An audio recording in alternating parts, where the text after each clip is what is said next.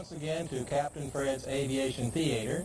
Our guest today is Patricia Combs from St. Louis, Missouri, who you never heard of, because you know our guest today as three-time United States aerobatic champion and member of the World Aerobatic Champion team, Patty Wigstaff. Welcome to our program. Thanks, Fred.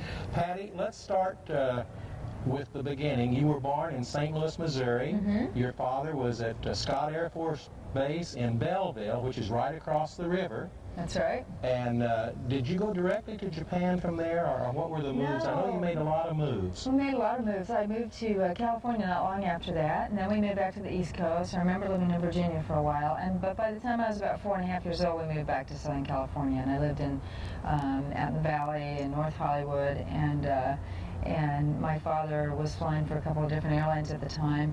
We moved up to the San Francisco Bay Area after that. And excuse me, he was, did you call it independent, or what do you call it? Non-sched airlines. Non-scheduled airlines. Different, like World Airways, United States Overseas Airways, those were the airlines he flew for, meaning they weren't scheduled airlines. They could call them at any time, and he could be gone for up to a month at a time. And then one day he came home and he told your mother. He came home, I was about 8 years old, not quite 9. We lived up near San Francisco, and he said, I got a job with Japan Airlines. With the majors. He called it the majors. That's right. Yeah. And we're going to move to Japan. So I was going to ask you about that. Did Japan hire American pilots? They hired quite a few American pilots, and they still have American pilots flying for them. Is that right? I didn't know that. Mm-hmm. A lot of people didn't, but there were quite a few of them. So you moved to Japan? We moved to Tokyo, and a few years later moved to Yokohama. Now, the time that you were in Japan, you went to a private school? I went to a few different private, I went to Catholic schools, Sacred Heart, St. Moore's, and yes. I remember in your book, you said that you went to a series of private Catholic schools, all of which were named Our Lady of Perpetual Discipline and Guilt. Yeah, that's the way I looked at it. Is that where you started your business of raising white mice in your desk at school? Well, it seemed like a really good thing to do, and it was fun. I liked the little guys, and then I could sell them but the teachers, the nuns were not really fond of this idea. They frowned on this. They asked me not to come back. They stifled your enterprise. Well, they did, and I really felt strongly that if I'd been a little boy at St. Joseph's School next door, or one of the other boys' schools, that it would have been totally okay, and they would have thought it was cute. But being a little girl, I was subject to different rules, and I even understood that back then. Now that was what, third, fourth grade? How old were you? I was probably in 5th grade by then. 5th grade? Mm-hmm. And then how long did you live or go to school in Japan? I went to school till I was a junior in high school, and then I went to a boarding school in California, and the next year I went to one in Switzerland. You finally wound up in Alaska. Mm-hmm. And in 1978. True to form, you couldn't learn to fly in a Cessna 150 at an airport like everybody else does.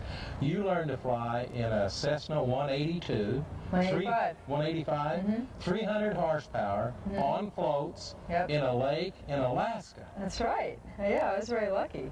That's not a training plane. You're supposed to learn. No, it wasn't. And when I actually got my license, I went back to a smaller little beach sport. And you got your license September 1980. Mm-hmm. That's and right. A year later, you got your seaplane rating. Mm-hmm. And a year later, you got your instrument rating. Right. I got my commercial and then my instrument. And you got your multi-engine and mm-hmm. your commercial, mm-hmm. and you became a CFI. Mm-hmm. Mm-hmm. And you worked as an instructor in Alaska for a while. Yes, I did, yeah. Mm-hmm. Yeah. And then you went to an air show in British Columbia. Mm-hmm. And tell our viewers what happened. I'd never been to an air show, but I had an interest in aerobatics. From the first day I started flying, I wanted to try aerobatics, but I didn't know where. There was no place in Alaska to really see aerobatics. There are a few aerobatic pilots up there, but not a lot. And we didn't really have any The airplanes are like dogs up there. They work for a living. That's right. That's right. And it's not a sport aviation type place so much. But I went to, when I started showing an interest in aerobatics, and I started getting some aerobatic lessons up in Alaska with a woman named Darlene Dubé. She had a decathlon. we decided to fly down to the States and do some flying in the summer and visit some people, and decided to go to one air show and one contest. So we went to a competition in Fond du Lac, Wisconsin, and then we went to one air show in Abbotsford, British Columbia. And I was so in awe of what I was seeing that I just knew I was on the wrong side of the fence. It was the only way I could really describe it. From your childhood, when you went to the circus, Yeah. you felt that you were on the wrong side. Absolutely, I always did, and I always wanted to be in the circus. And I always regretted I had gotten an invitation to be the bareback rider in a circus, and I didn't do it at the time. Oh, is that and I always right? regretted it, yeah. So this was it. This is what I wanted to do, and it combined flying with the circus. It was perfect. So And- you took your training, and you got an offer, your first job offer to fly for an air show. For an air show after I bought an aerobatic plane, and that was in Alaska. Was that a Belanca decathlon? That's right. It was a super decathlon, 180 horsepower decathlon. And they paid you $300. That's right. And you used it to buy a mountain bike. I did, yeah. You've done your research. Then shortly after that, was it Robert Wigstaff at that time that went to Dallas to My check husband. out in a citation, get his That's right. citation rating? And you went 28 miles across over to Fort Worth Right, every day. to the Coles brothers, or the founder of the Coles brothers. Air Dwayne Circus. Cole's aerobatic school in at Luck Field, just north of Fort Worth, and we south of Fort Worth, I should say. We flew 2 or 3 times a day for about 3 or 4 days, or for the week, and I learned so much. It was the next step in my sort of development as an aerobatic pilot. Now, is he the one who told you how to get out of a spin? Every instructor that I had told me how to get out of a spin, and that was a big part of the training. Who told you let go of the stick? That's right. The emergency spin recovery course was something I learned with Gene Beggs in the pits. When I started flying pits, I went to Gene and took his emergency spin recovery course, because the pits can be quite That's right, because he was full up. He had no room exciting for and you. spins. Right. But somebody canceled out. I was lucky. I just showed up hoping somebody would cancel, and they did. And instead of being on a waiting list, if you're standing there in front of him, it so makes I a big figured, difference, Because I right? wanted to fly the pits, and I wasn't going to fly it before I had spin training. Now, you decided that you entered a competition, and your first time you came in 28th. 23rd. 23rd, okay. Out of 28. So Oh, is close. that right? Yeah. Okay. And I'm 23rd out of pleased that I didn't 28. come in last. Well, that means you're always better than somebody. But now we've covered the aerobatics competition over Borrego Springs, which you participated in Yeah, in 84, 85. And over there I learned that after the novice category, no matter how good of a pilot you are, you don't have a prayer, because the aircraft has limitations. So you had to get out of the decathlon and go into a pits so you could move up into, what is next, unlimited Right, division? absolutely right. I So- knew right from the beginning that I wanted to fly in unlimited, and that there was a spot on the U.S. aerobatic team that I could get, and if I practiced enough. They took 5 women, and they had 4. 5 women, right. So you knew that there was one I spot knew for there a was one woman spot, open. and I thought that if I spent 5 months or 6 months doing nothing but training and learning the maneuvers and flying in unlimited, that I had a shot at it. So you became half owner in a pits, Right. S1, B, S1S. S1S, a single seater. and you got on the aerobatic team. And tell our viewers what happened after that. What did happen? I went and competed in Europe. Competed at the World Contest in 1986. By that time, I had to move up to another plane. Now, was that the year that the American team won the international competition? I'm getting confused here. The American women won the gold medal that year.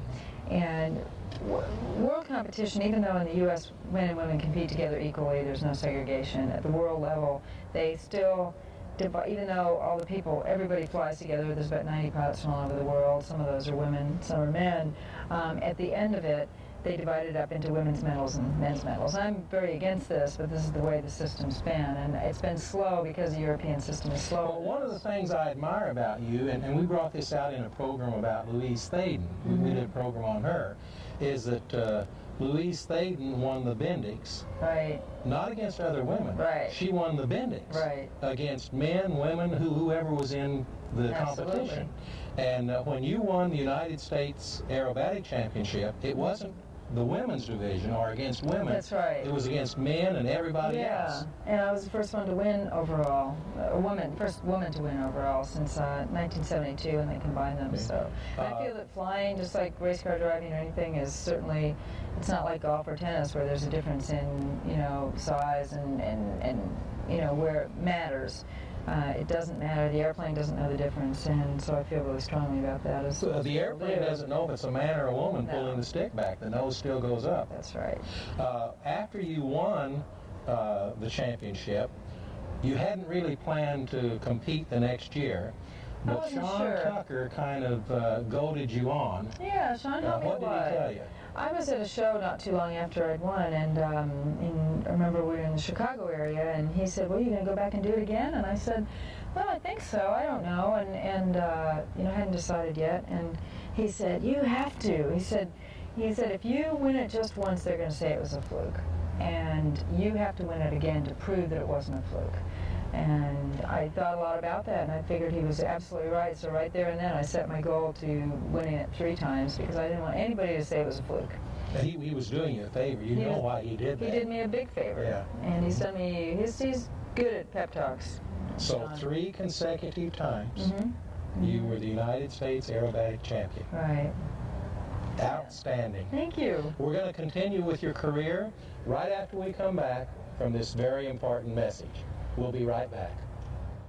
If you like to build model airplanes, here's how you can have something on exhibit at the San Diego Aerospace Museum. Every October, the museum has a scale model aircraft exhibition where students can display their model airplanes for an entire weekend. Ribbons are given for outstanding models, and here's the best part. If your model is awarded a first-place ribbon, it will be displayed in the museum for a whole year with your name until the next year's exhibition. For more information, call the museum at area code 619-234-8291, extension 19.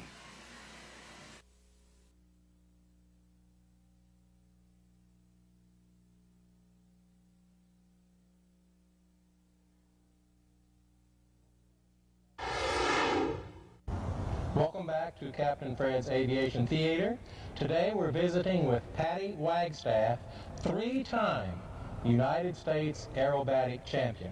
Patty, we were talking about your career, and you had just become half owner of a Pitts airplane, and you were a member of the women's international... Well, the U.S. Aerobatic Team. U.S. United States Aerobatic Team. And Sean Tucker had encouraged you sarcastically to continue, and you won the championship 3 times. Right, but I won the championship in an extra 260. By the time I won in 1991, I had a number of Pittses, and I was now flying extras. Where is there to go after you've become heavyweight champion of the world? I competed for another couple of years, and I wanted to compete in the 1996 World Championships in Oklahoma City, and I was the top scoring U.S. pilot there, and I won the Charlie Hillard Award for being the top scoring American pilot at the World Contest. So I was really happy with that. And this was against all comers. Yeah. This wasn't against women. This was against men, women, all comers. It was against everybody, the top American. And so I was happy with that, and then I retired after that in 1996. So I could fly other planes and be more, do more of my airshow routine, that kind of thing, become a better airshow pilot. It's always very difficult to mix the two. Both the aerobatic and competition are so different. So you've been performing at air shows since then? Well, I've always flown air shows since I started doing aerobatics, but I've been doing them more full time. And I've flown some other interesting planes, and I'm looking at different things, doing different things. Tell our viewers about your book that's available. A lot of the history of your career I got from that book. Yeah. The title is Fire and Air. Fire and Air, right. And could they get a copy of that here at the museum? Or yes, the museum sells the book. It was written a couple of years ago by myself and Ann Cooper as the co-author. It's published by Chicago Review Press, and you can buy it at the San Diego Aerospace Museum. Is there anything else you'd like to tell our viewers, especially girls, about doing anything that they want to do? Well, I think anybody should do what makes them happy. I really believe that. I don't think you have to settle for something that you're not happy with. And if it makes you happy to go and be a carpenter and everybody's telling you to be a lawyer, then I think you should follow you know, your path and be a carpenter or whatever else it might be, being in the circus, doing something really off the wall, being an artist. There's a lot of pressure to conform, and I think that it's the wrong thing to encourage people to do. For girls in particular, I think in aviation, anyone that's interested in aviation, there's a lot of opportunity in aviation. And whether you want to be a pilot, a flight attendant, a air traffic controller, an aerospace engineer, an astronaut, the sky's the limit. There's lots and lots of opportunity, and I think that you just need to be aware that you have a choice. I think it's very important. People say, how do I get started in flying? I say, go to your local airport, find a small airport, maybe not San Diego International, but find a small airport around, go find a flight school, and you will find people very, very helpful, especially if you're a young person, you know, a kid. Aviators love to share what they do with other people, so you'll find people go backwards. In your book, you said they love to share with you until you become a serious threat, until you become a competitor. Things, yeah. Then they're not so willing to share with you. Yeah, but you can get beyond that too. You learn to deal with it. But yeah, it did change things. Yeah. Let's swing back to the aerobatics competition just for a couple of minutes, because there's a couple of points I wanted to bring out for our viewers. First would be the way they score, because it's kind of like gymnastics. Very much so. It's based on the level of difficulty, which I believe is called the K factor. That's right, K factor. Each maneuver that we do has a K factor or a difficulty factor. So a very difficult, complex maneuver like a hammerhead with 2 rolls up and a couple of snap rolls down, something like that, would be a very high K factor. A simple loop might be less of a K factor. So if you did a simple loop, and you did it perfectly, right, you would get 100 points because it's a simple maneuver. Right. If you did a hammerhead or something like that was very difficult, right, and you did it pretty good, you might get 300 or 400 points because what you attempted was more difficult. Right, and that's all evened out because each pilot's, flying the same maneuvers or the same K factor.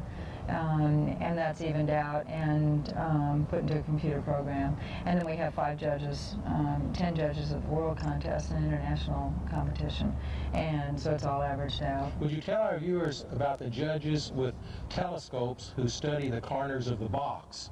Yes, we have boundary judges out there, and in aerobatic competition you have to stay in a cube of airspace. An invisible cube of airspace, although it is marked on the ground, so you can look down and see big white box markers on the edges of the box. And it's not always easy to set up, but I think it makes for a much better pilot and a much more precise pilot. They have to stay in a fairly tight area because there's a lot more energy management. You have to be very, very precise about where you pull and where you push, and that you're going to stay in there. And it also makes you work very hard with the wind, because the wind could be pushing you out, upwind, downwind, crossways, crosswind at any time. It's very hard. So we have boundary judges out there with these strings that come down, and it's hard to describe it. They can look up and see when somebody has exited the box, and then you get some points removed from your score, and a lot of contests have been won and lost by outs. Because your wingtip touched the invisible imaginary line. You have the whole airplane out. Oh, the whole airplane has to be out? Yes. I believe the first time you did aerobatics, one of your instructors told you about the box, and you said, "You expect me to perform in that postage stamp?" That's what it looks like when you're up there. It's really tiny.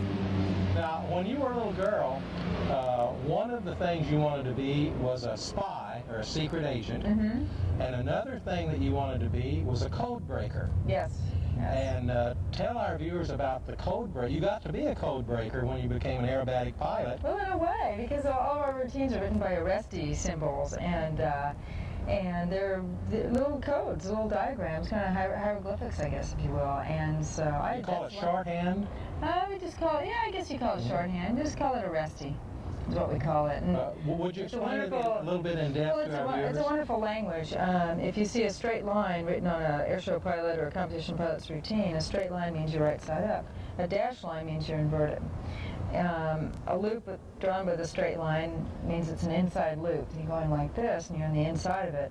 a dash line loop means you're outside. So you're An out outside here, loop. like you're going over a waterfall. Whack. That's the part that hurts. Anybody who has ever seen the Great Waldo Pepper knows about an outside knows loop. about an Yes. outside loop. Well, they're done with much more regularity now and much better success.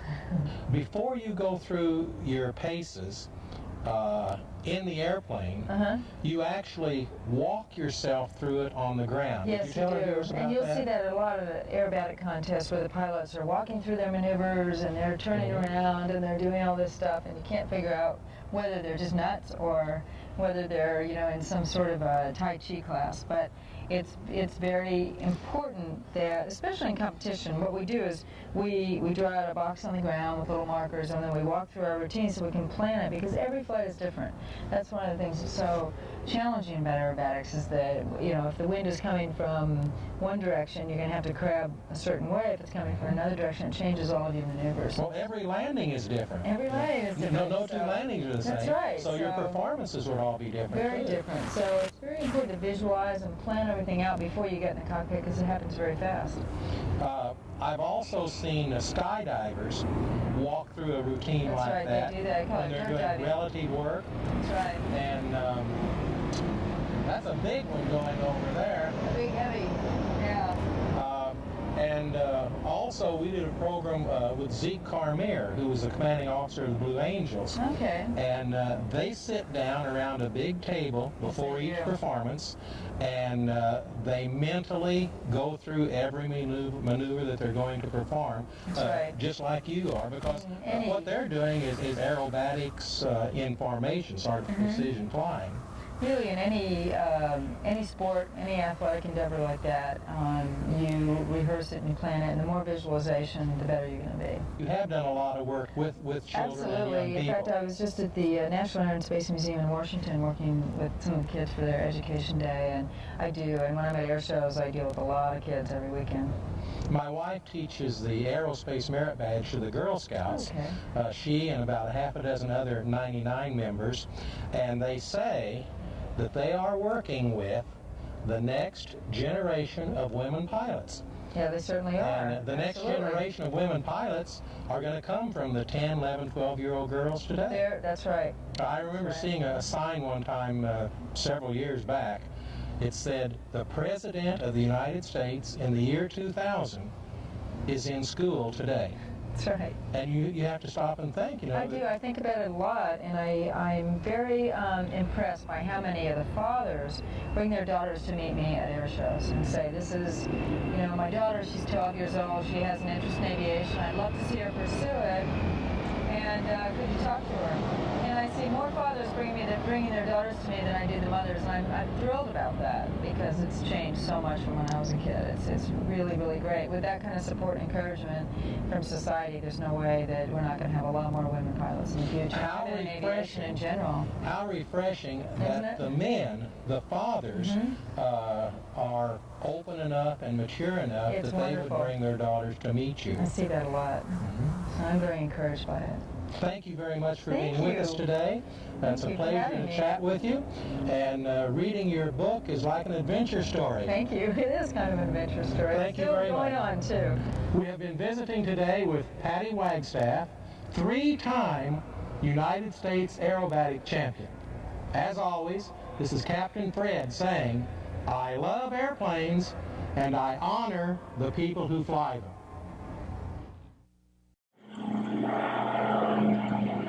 Thank